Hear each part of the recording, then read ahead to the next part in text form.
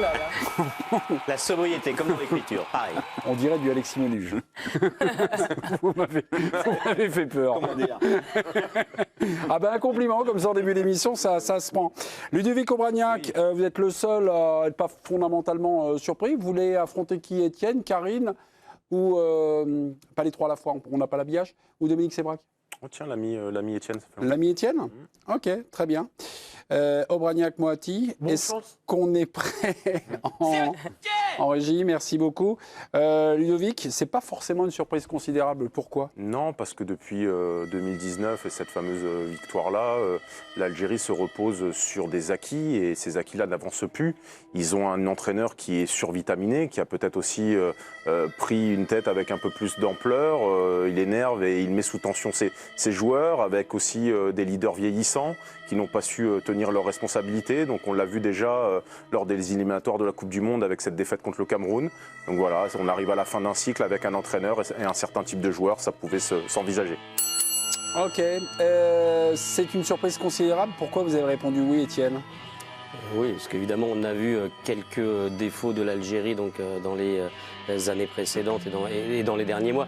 Mais là, on parle quand même de la CAN avec quasiment 3 qualifiés par groupe. Parce que terminer 4e dans ce groupe-là, franchement, si quelqu'un m'avait dit ça au départ, battu par la Mauritanie donc ce soir, franchement, on parle quand même de l'Algérie avec un effectif qui est quand même un effectif encore très intéressant, beaucoup plus fort de mon point de vue que celui de la Mauritanie. Donc franchement, si tu me l'avais dit au début, je te dirais, tu avais raison, mais au début, tu n'en parlais pas. Attention au temps, mon cher Étienne. On va mettre ça sur le coup, évidemment, de l'émotion. Le site L'équipe va trancher. Ludovic Obraniak nous répond non, plutôt non.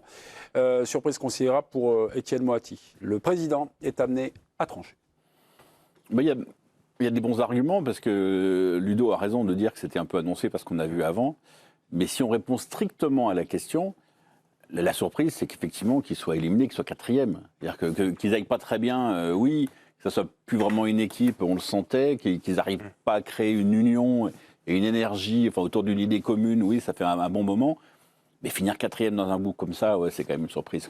4e, c'est pas la première fois. Hein. Lors de la dernière Coupe d'Afrique des Nations 2022 au Cameroun, l'Algérie avait été sortie tenante du titre, avait déjà été sortie dès le premier tour et avait terminé 4e. Dominique Sébrac, Karine Galli, vous entrez en piste. Pourquoi vous avez dit oui, la qualité des joueurs, ceux qu'on connaît, c'est des joueurs C'est comme... autour de l'affaire Mahrez notamment. Riyad Mahrez, c'est leur meilleur joueur. Il a été très critiqué depuis le début. Et là, ce soir, il était remplaçant. Il est rentré à la pause. Et je pense qu'il y a un fiasco et de Riyad Mahrez et de la gestion de Riyad Mahrez parce que Belmadi l'a soutenu, plus que soutenu, alors qu'il était attaqué de partout. Et en fait, quand votre meilleur joueur est dans l'œil du cyclone, quand ça ne va pas, ça veut dire que la compétition est... C'est compliqué de survivre à une compétition où ton meilleur joueur est constamment sous le feu des critiques. Et Belmadi n'a jamais... S'y est mis tout seul, sous le feu des critiques.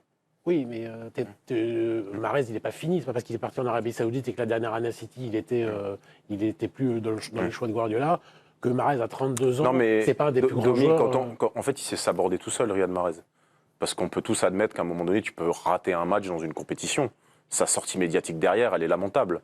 Sur la manière dont il traite les gens, il en remet une couche après sur les réseaux sociaux. Il attire la lumière sur lui à ce moment-là. Et forcément, il met son équipe et son entraîneur dans la difficulté. Parce que, évidemment, et tu te rappelles du trash talking de l'entraîneur de la Mauritanie qui lui a dit, enfin en tout cas par presse interposée, il a dit dites à Belmadi qu'il se prépare parce qu'on va faire un coup.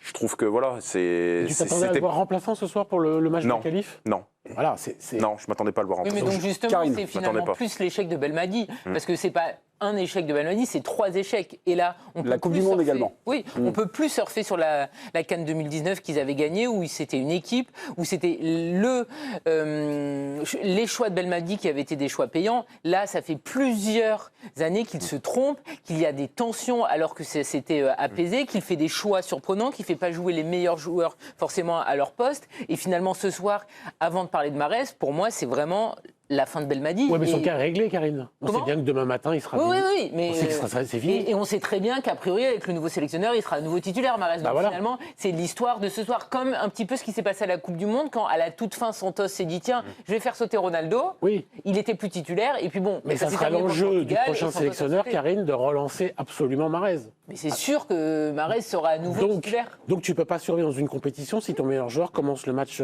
qualificatif sur le banc. Mais il a fait un coup de poker, comme Santos l'avait fait avec Ronaldo, et ça n'a pas marché les deux Mais fois. si vous regardez les bandes défilantes qu'il y a sous nous quand on est en train de parler, la Mauritanie n'avait jamais gagné un match de la CAN quand même. On parle de ça. Donc là, on parle de l'Algérie, évidemment, qui avait des problèmes. On parle de Mahrez sur le banc, etc., qui ne remplit pas. Mais enfin, on est quand même avec un écart entre des... Donc cette surprise, moi j'ai parlé avec beaucoup de spécialistes de foot africain. La Mauritanie, mais je veux dire, si personne ne pouvait imaginer qu'elle se qualifie. Statistique et paradoxe de la stat relevée par le professeur Aubragnac. Mauritanie-Algérie, cette feuille de route, 25% de possession, donc très peu d'utilisation de ballons pour la Mauritanie, en tout cas de possession. Mais avec 25% de possession, l'Algérie subit 17 tirs, et je vais même préciser 9 tirs dans la surface concédée par l'Algérie. Est-ce que ça raconte ce que vous avez vu du match, c'est-à-dire que l'Algérie à la perte est une équipe qui n'est pas une équipe qui est complètement désossée et déséquilibrée? Oui, mais il est disloqué depuis longtemps, mais comme l'a dit Vincent, on était préparé au naufrage de l'Algérie, pas au fiasco. Parce que là, on entend le fiasco. C'est pour ça que c'est une surprise. Mais on sait bien que c'est plus une équipe depuis longtemps. Ah oui, Enfin, on voit une équipe où personne ne fait un effort pour l'autre. À partir du moment où il y en a quelqu'un qui perd le ballon, il est tout seul. C'est pour ça qu'avec aussi peu de possession, ils réussissent à se créer autant d'occasions, parce qu'il y avait des boulevards dans la défense algérienne dès qu'il y avait une perte de balle au milieu. On a eu une réaction de Jamel Belmadi à la fin du match. Si on ne créait pas des occasions franches, voilà ce qu'a dit le coach. Si on se faisait dominer par les autres équipes, je me dirais que des choses ne vont pas. Ce n'est pas le cas. Il y a une partie que je ne m'explique pas, mais c'est une réalité. C'est sûr et certain que de notre côté, la VAR n'a pas fonctionné. En ce qui concerne mon avenir, quand on rentrera au pays, je vous dirai. Donc c'est la faute du pénalty non sifflé sur Slimani. Ouais. Enfin, en tout cas, il y avait faute. C'est un peu court. Mais en tout cas, il y avait faute. Bah, c'est vieux comme le monde, mais... Oui, il y en a un qui ceinture, l'autre qui tient le maillot. L'Angola s'impose contre le Burkina Faso. L'Angola et le Burkina Faso donc continuent leur route. Pour l'instant, la Mauritanie a 3 points avec -1 de différence de but. Pour l'heure, la Mauritanie est d'ores et déjà parmi les meilleurs troisièmes. La Côte d'Ivoire retient son souffle, puisque la Côte d'Ivoire, c'est 3 points, mais avec une différence de but de -3.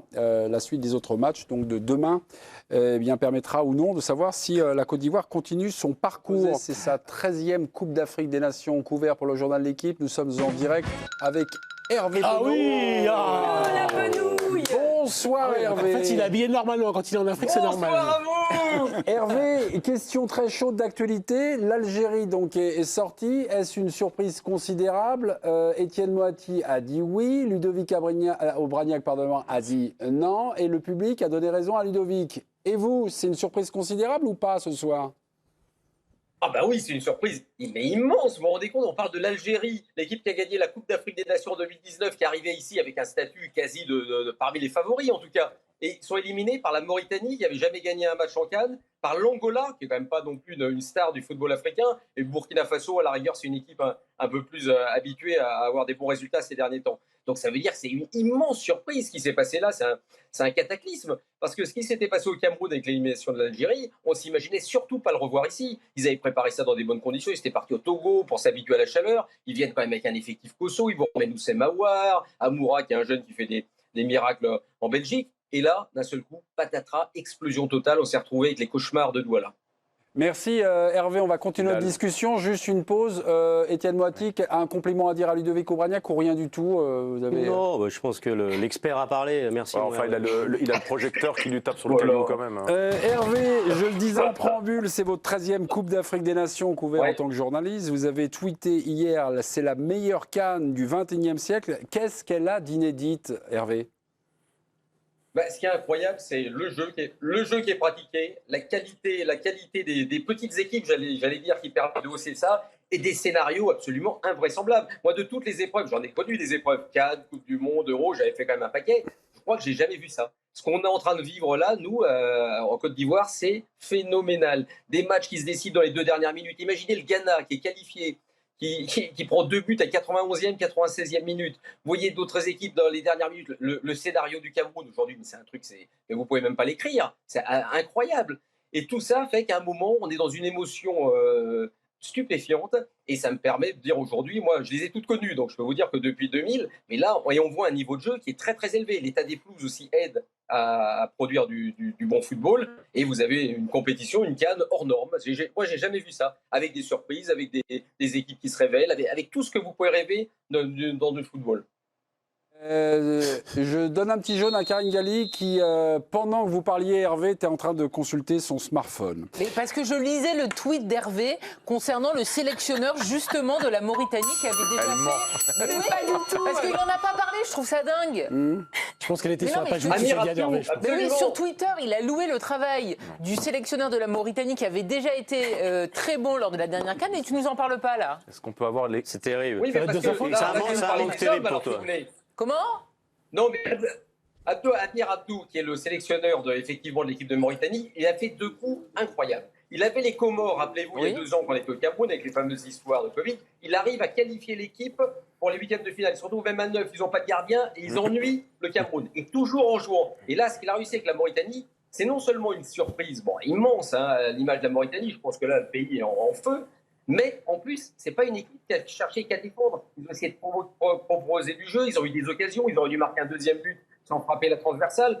Donc c'est vraiment, c'est un entraîneur à suivre, c'est un jeune entraîneur. Il fait ses classes aujourd'hui ici, il a entraîné aussi un club en Mauritanie, il a eu aussi des super résultats là-bas. C'est un Comorien qui est né à Marseille, enfin la fameuse confrérie comorienne de Marseille. C'est quelqu'un à suivre, vraiment ce qu'il fait là aujourd'hui, chapeau. Et en plus, une vraie personnalité. Vous voyez, sans moi, il n'allait pas raconter tout ça. Hervé, merci beaucoup, Karine. Hervé, vous êtes un journaliste multimédia du XXIe siècle. Vous usez sur tous les supports. Vous nous avez envoyé quelques images. Alors, on va les découvrir. C'était hier, juste après Mozambique-Ghana, un match nul qui élimine, on l'a appris aujourd'hui, le Ghana. On va voir que la sécurité installe en tout théâtre des barrières de sécurité pour permettre aux bus des Ghanéens de partir. Précision, il y a des officiels qui sont en costume.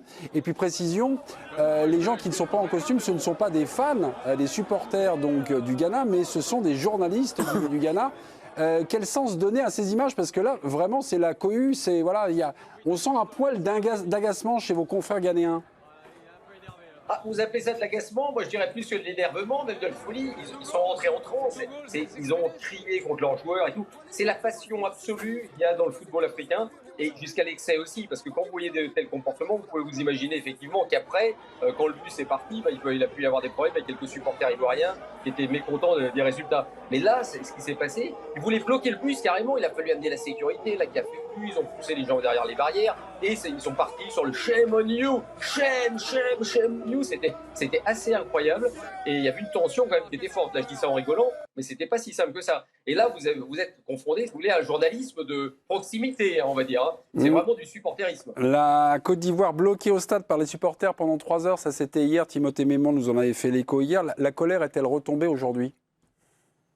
Oui, évidemment, parce que déjà, ils ont eu une chance incroyable, les Ivoiriens, c'est qu'il y a eu le résultat du Ghana. Ça veut dire qu'aujourd'hui, il reste encore peut-être une équipe qui peut terminer à 2 points, qui sera, je pense, dans le groupe F. C'est une possibilité, le groupe du Maroc.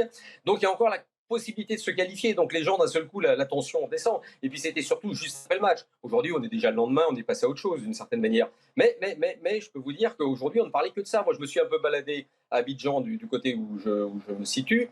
Et à un moment, je vais acheter les journaux. La dame était affalée sur son fauteuil. Je dis, vous m'avez pas l'air très en forme. Elle me dit, vous avez vu le match hier, c'était terrible, c'était terrible. C'est-à-dire que ça a impacté complètement. Je marchais à côté de gens, ils ne parlaient que de ça.